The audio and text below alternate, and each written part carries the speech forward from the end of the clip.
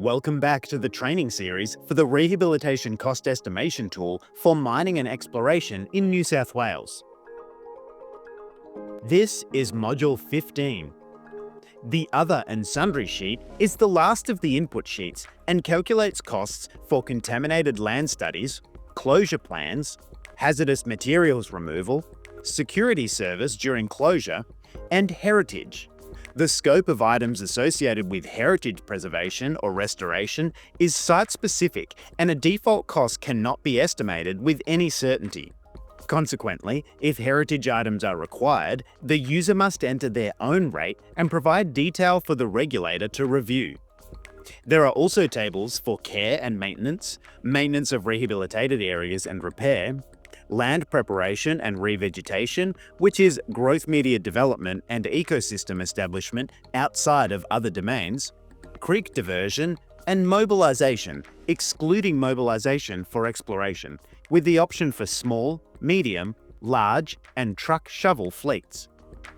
The sheet is simple to use, requiring only entries of quantities, and the alternate rates and notes as required. Only the mobilization and demobilization section requires selections from a drop-down menu. We'll start with the Contaminated Land Studies table.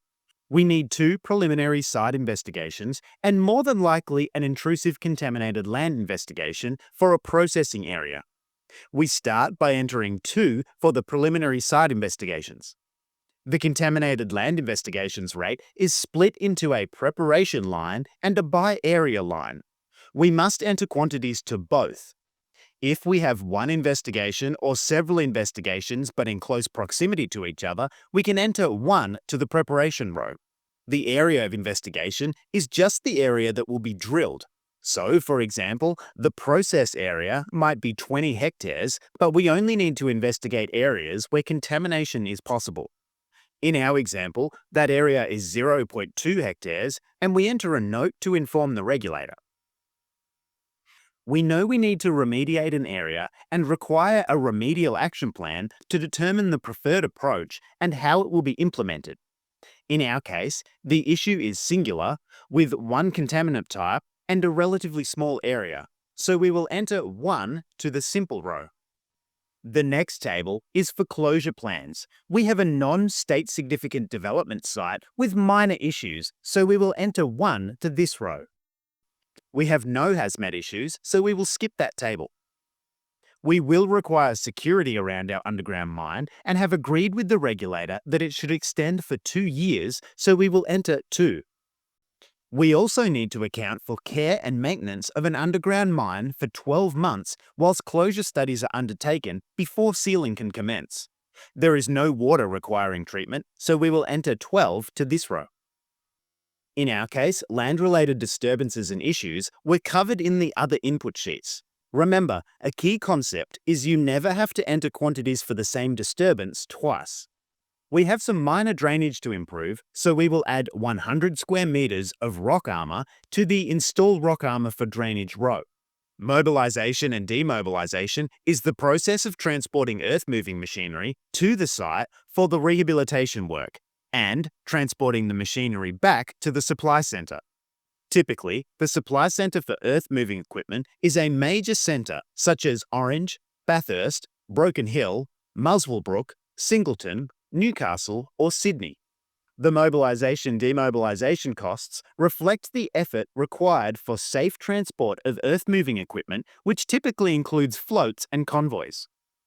The tool includes rates for small, medium, large, and truck shovel fleets, and in several distance ranges as shown. The default rates allow for transport both ways, and therefore we should use the one-way distance from supply centre to source when determining the appropriate line to select. The default rates include costs for utility and service vehicles to support the earth-moving equipment. The number of mobilisation-demobilisation units entered is dependent on the activities selected throughout the tool. Typically, the expectation is for only 1 entry, with the fleet size reflecting the predominant size used throughout the tool. For large projects where mines are geographically separated and are entered into the same submission, 2 or more entries may be required. For example, a small fleet is sourced from a local center and a large fleet is sourced from a major center. We should justify the distance and fleet size selected in the user notes section. Irrespective, at least one of these rates must be applied once for every submission. We have no additional items, so entries are now complete. As for all the sheets, the subtotals for each table are shown in the black lines at the end of each section. In this sheet, the total for the sheet is shown at the top of the cost column, and then above that is the total for the entire RCE, so we can see in real time how quantities entered to the local sheet affect the total RCE. Let's jump over to the RCE summary to see the final cost.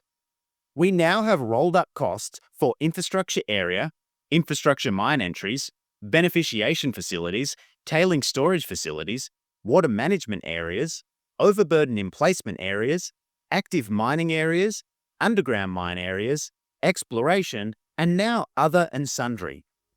All the input sheets are populated, and we now review the totals to ensure it all makes sense. We might add comments if it improves understanding. That is it for this training series. If you have any specific questions regarding the application of the RCE tool to your mining operation, please contact the Resources Regulator.